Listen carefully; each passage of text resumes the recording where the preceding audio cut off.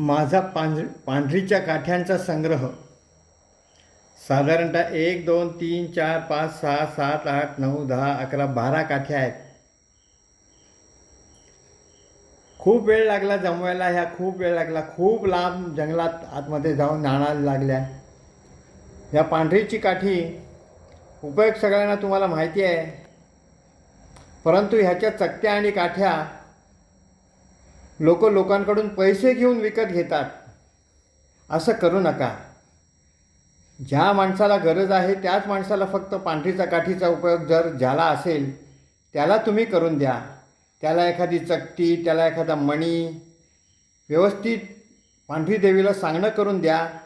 म्हणजे त्याचं पूर्णपणे भूत प्रेत पिशाच्य बाधा वगैरे जे काय असेल वाईट शक्ती त्याच्यापासून संपूर्णपणे संरक्षण होईल. असं करून द्या. त्याचे पैसे घेऊ नका.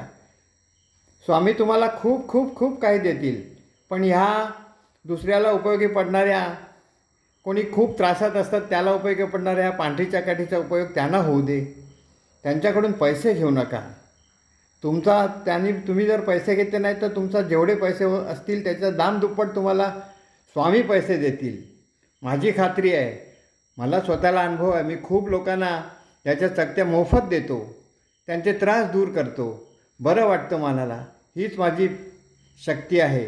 मला स्वामींनी मनात सांगितल्याप्रमाणे मी सगळ्यांना चकत्या देतो, त्यांना मंत्रून देतो, त्यांना सांगणं करून देतो आणि त्यांना बरं करतो. त्यांचे आशीर्वाद माझ्या पाठीशी अखंडपणे असतात. स्वामी मला भरपूर देतील यात शंकाच नाही. नमस्कार. स्वामी समर्थ. पांढरीच्या काठीचे उपयोग.